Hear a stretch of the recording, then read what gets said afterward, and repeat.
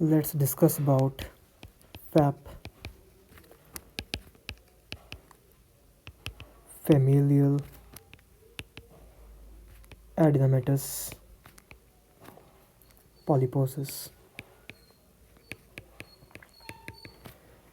It is also known as GFPC.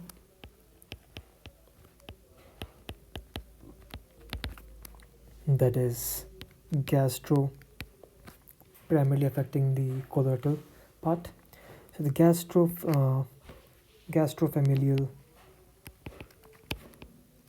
polyposis coli. It has one more name, that is the APC, that is adenamatous polyposis coli. So remember all these three names for the same condition. Okay, now let's talk about its details. So it is one of the diseases of autosomal dominant disorder. Okay, and because it is a genetic disorder, so the gene will be involved, and gene is the APC gene. A, P, and C. APC gene. APC gene codes for adenomatous polyposis coli gene again, and it is present on chromosome number 5, short hand, and 21st part. So this is important one. Now let's break down its name, right? So familial, it runs in generations and families, and because of this, so literally this happened because of the genetic disorder, right? Now there are formation of numerous, not one, not solitary things, numerous polyps formation occur, and these polyps are actually a type of adenoma, hence the name adenomatous polyposis. And where it happens in the colon, particularly colorectal areas. Okay, however, again it has some extra intestinal manifestation as well. So polyps, right? Now polyps, we are aware how polyps look like. So the polyps is an extension. Okay, this is an extension, and it is lined by many cells. Okay, it is a solid mass. However, if it would be filled with let's say fluid, it will be a cyst. However, in this case it's not. So adenoma. Now just now we just said it is an adenoma. Adenoma itself means that it is made up of glandular tissue, or we can simply say benign condition of glandular tissue proliferation.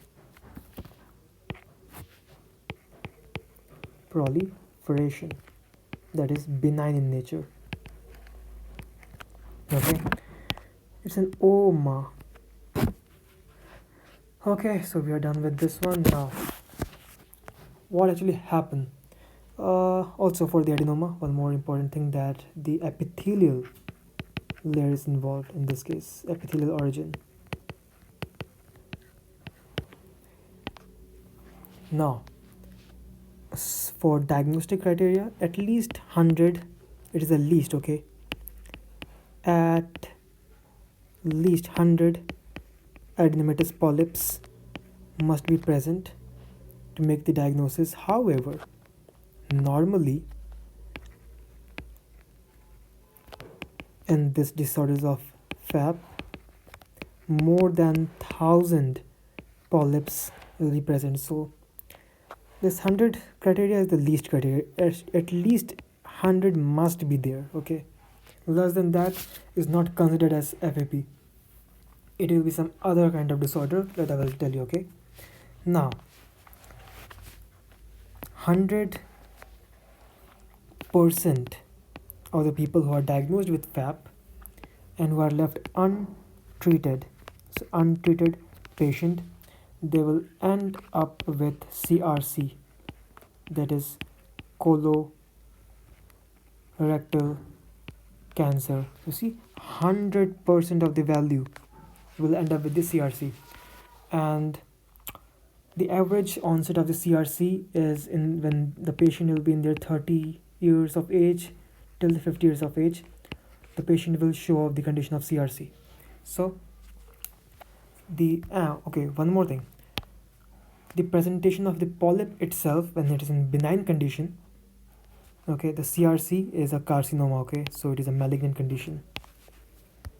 This is a malignant condition. Malignant. Okay, so two things.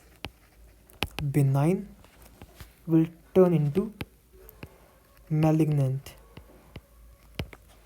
and it will be 100% if left untreated. Okay, so presentation of benign condition will be when the patient will be in their 20s, okay, early teenage and the 20 years of age, okay.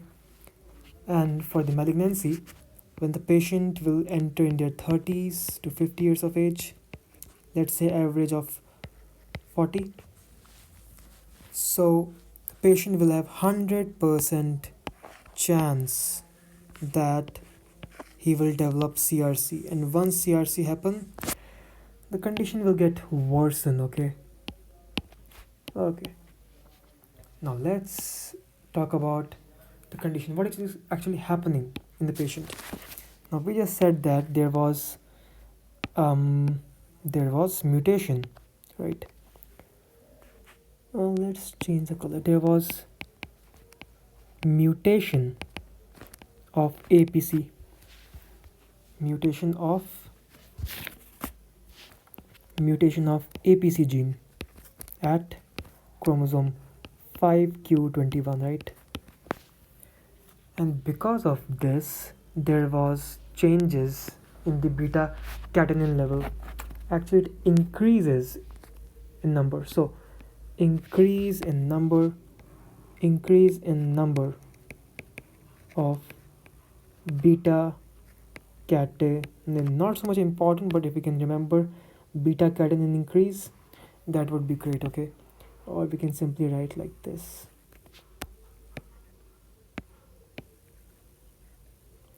So there will be increase in beta catenin levels.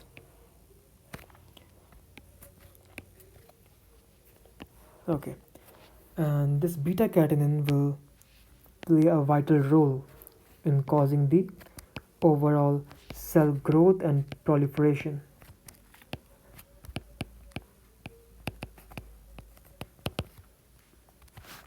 Okay, so this will lead to the development of FAP. Okay, FAP or APC or GFPC, whatever you wish to call it. Okay, now let's say this is the lumen,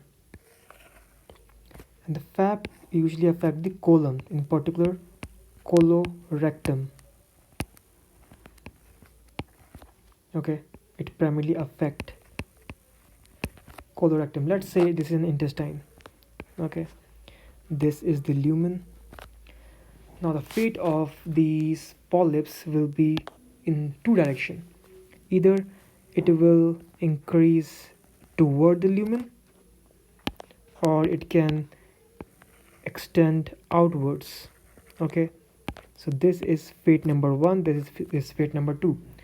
If the polyps presented in the first part, okay, it will cause the obstruction, okay, and it can be also visible in the endoscopy, right?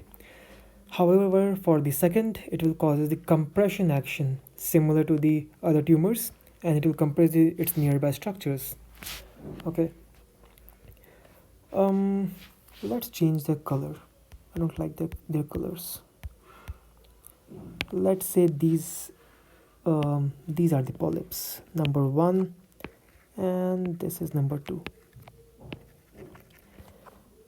The submucosal lining of this intestine will have the blood vessels. So these are the blood vessels, right? Because of these tumors, it can even damage these blood linings, right?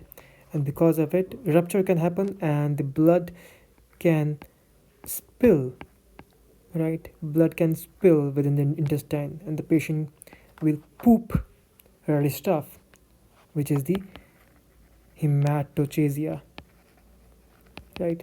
It will solely depends upon the location. Okay, if this thing happen in the upper GI, it will seen as a melena for the upper GI and hematochezia for the lower GI. Hematochezia is much more common in the FAP. Now, for the second type of presentation, it mostly mimic as a diverticula, right? Okay, one more important thing I want you to know that because of the increased level of beta catenin, this is called as FAP, right? There's also condition of MUTYH, okay? So in some patient, not all, some patient without, very very important, there's no role of APC. So some patient without APC loss, they have also biallelic mutation. So two things, without APC loss and biallelic mutation. This will lead to formation of MUTYH, similar condition as that of FAP. However, it is autosomal recessive and not dominant. Other manifestation will be completely same as of FAP. Now let's talk about its clinical features. Let's talk about it in detail. Clinical feature, how this condition looks like. So first of all, because it's a tumor, it will cause the compression action both inward and outward. So basic one is pain. Okay, however, it will depend upon the severity. In the less severe state, in the early age of life, it can even remain asymptomatic.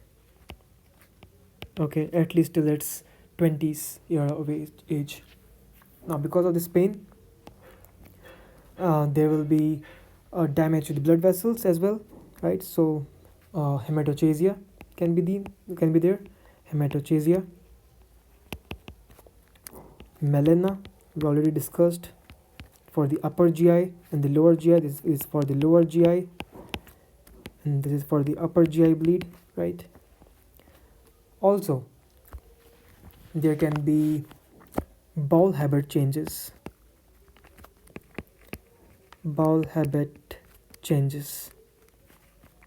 Similar to irritable bowel disease in the case of IBD.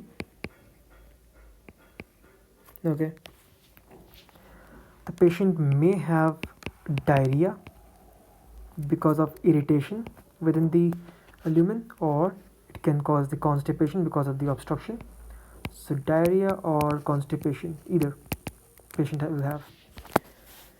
Overall functioning will be compromised, the functioning of the intestine, small, large, and because of this the patient will not be able to absorb nourishment, and over time patient will experience weight loss over time. It is chronically. Okay, so yeah, so these are the main stuff. Now let's talk about some extracolonic,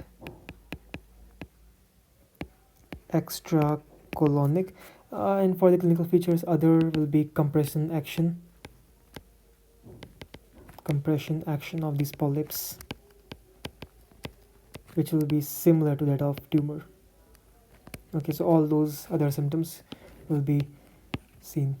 Pain, abdominal, generalized pain, not localized. Okay, so for the extracolonic areas, primarily it targets the colon, right?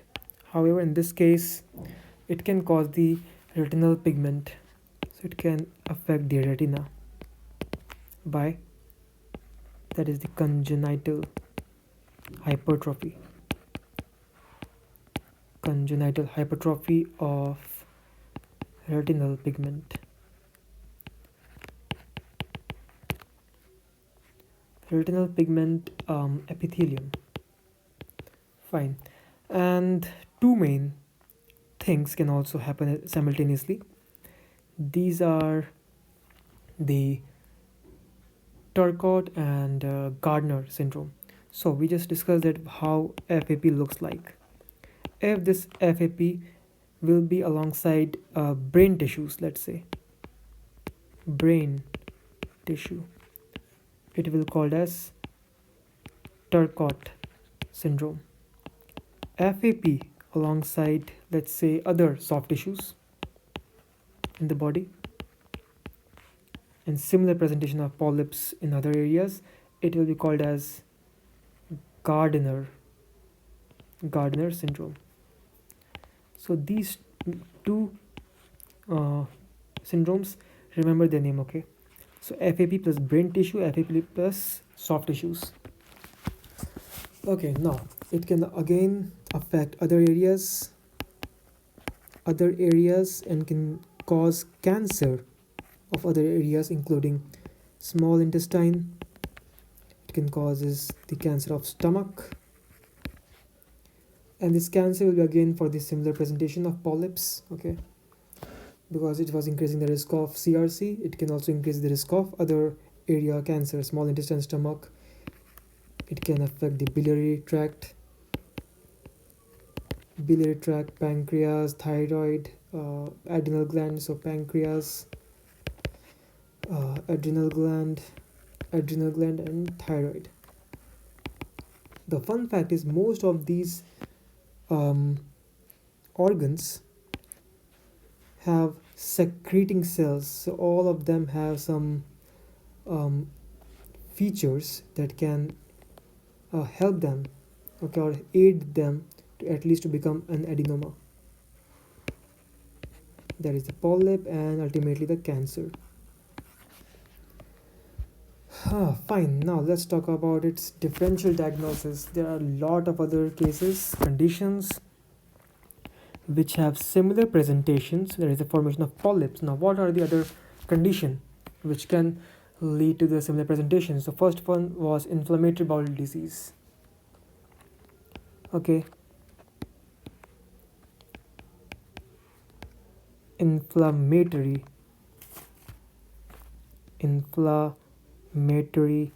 bowel disease. Second one was AFAP, that is the adenamatous familial. Oh, pardon me. A stand for attenuated familial adenamatous polyposis. Good. Then we already discussed about the MUTYH. Okay, associated polyposis, abbreviated as MAP. Now the fun fact was this was the autosomal recessive type. The fourth one is the herd non-polyposis. I know all these terms are so much disturbing to you right now, but it's not necessary to know all of them. Just know that they also exist. Okay, colorectal cancer, that is Lynch syndrome. Now this Lynch syndrome is important, okay? Remember this at least, okay? This at least. An inflammatory bowel disease you are familiar with, okay? Now, next one was Peutz-Jeghers syndrome. Peutz-Jeghers syndrome. Then next was juvenile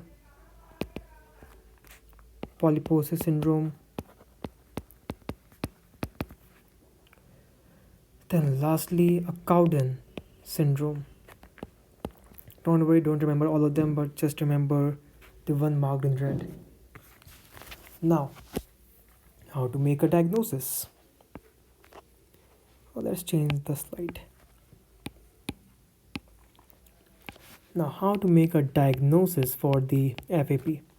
So first of all, being autosomal dominant, family history will be positive. Mother and father, maybe siblings, will have the similar presentation. Okay. Clinical features that we discussed will be positive and will help us suspect that the patient have FAP. So the positive clinical features, signs and symptoms will be positive, right? Now after this, we can make a suspicion about it. So for this, we can go for early screening. Even before, let's say, a child is born, family history is positive, we can suspect that the child may have asymptomatic stage of the FAP. So we can go with the early screening by endoscopy. Okay. This endoscopy will be just for early screening. However, once the disease is started, still we can use the endoscopy for making the final conclusion, right? And I'll show you how it actually looks like. Then we can go with the genetic testing. Genetic testing, we already discussed about the APC gene malfunctioning, and there was another type, also the MUTYH associated gene, that is the MYH gene. So for APC, it was autosomal dominant. This one was for autosomal recessive. So if family history is positive, then you can suspect for the APC. However, let's say there is no sibling, father mother is already dead without having the proper diagnosis, we should also suspect the MAP. Okay. If APC is positive, it is autosomal dominant, and if MAP is positive, it is autosomal recessive. And finally, we can go with the imaging. Okay, CT, MRI, alongside of the colonoscopy.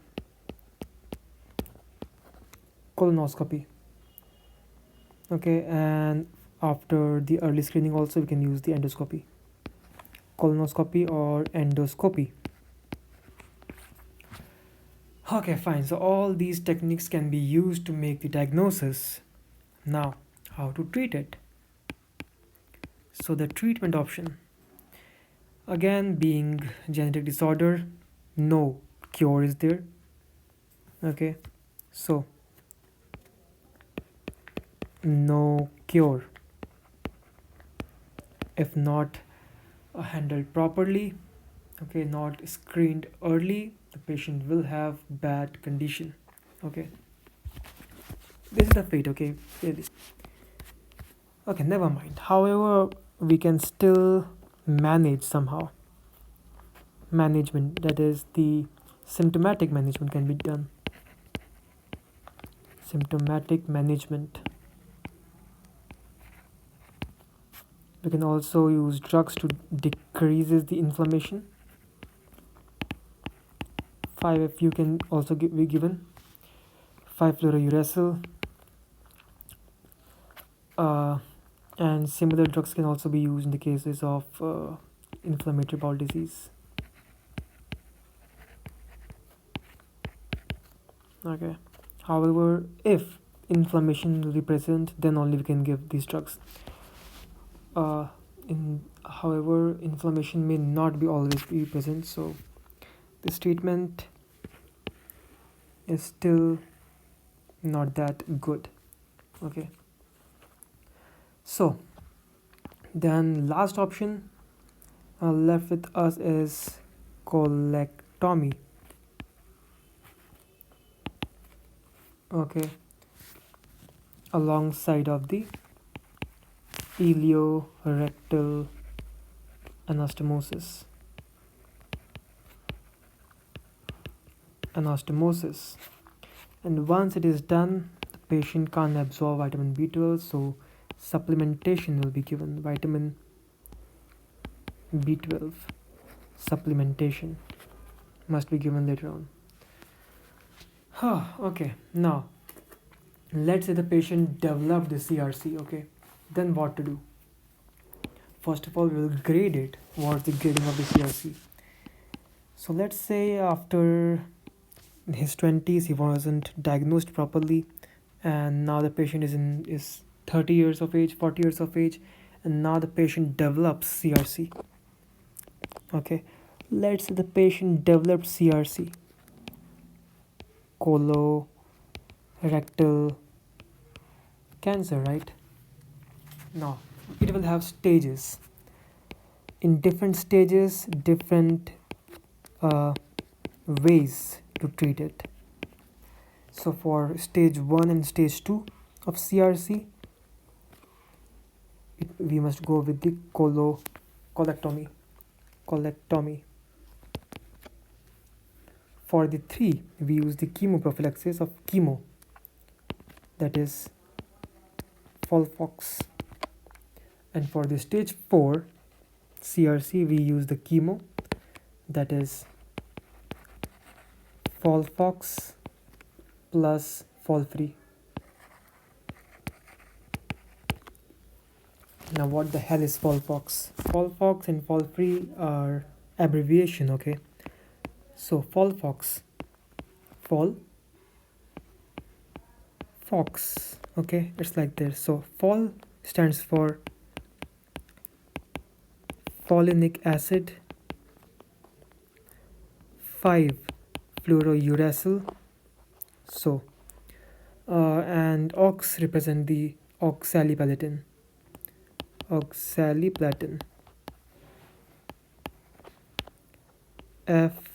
FOL, Fol, Fox, okay? And lastly is the Folfree. So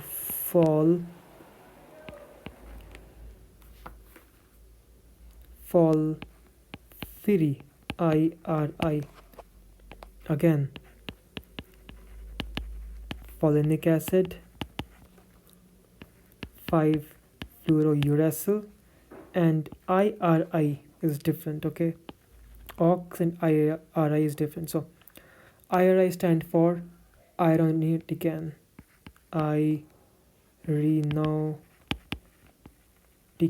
so these are your chemotherapeutic agent which can be chosen from which one to give in the what circumstances. So yeah, Folfox, Folfree. Now let's discuss about some images, how they actually looks like. Now okay, this one, you see all these bubbles. These are not actually cysts, these are your polyps. This, everywhere, almost all the areas is involved for this polyp. Next endoscopic finding.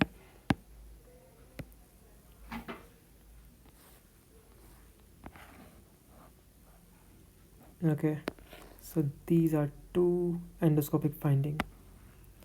Main aim again is to just make you familiar how actually it looks like. So very well we can again appreciate polyps, right?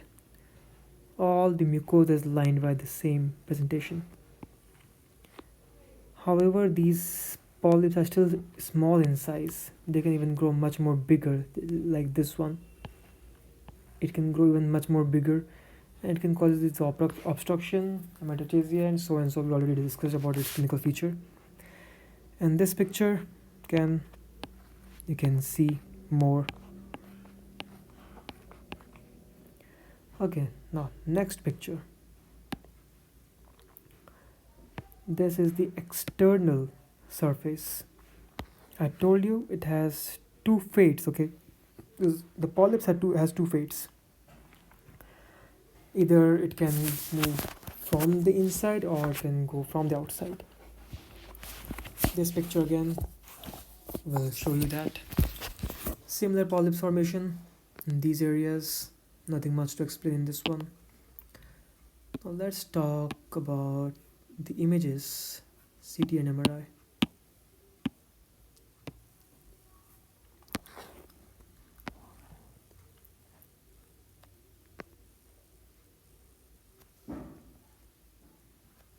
Okay.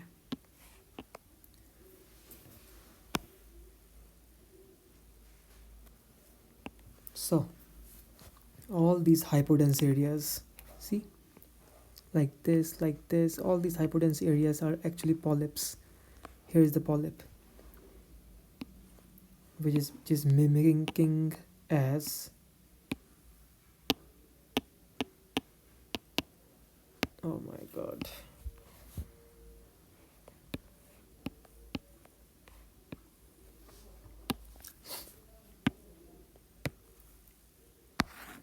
okay, again all these hypodense areas, all these over here, here,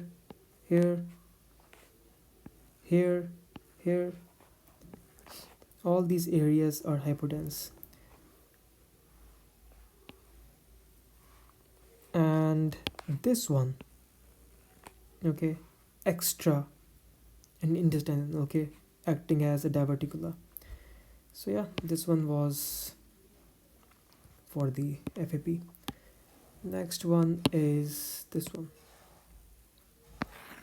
See, multiple colon polyps, all these hypodense areas. Okay, next, the transverse section.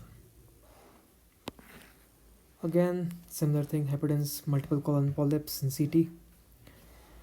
So the main stay thing was to make you familiar how it looks like in different modalities. Okay, so we are done with everything, nothing left. So yeah, thank you for watching, see you in the next video.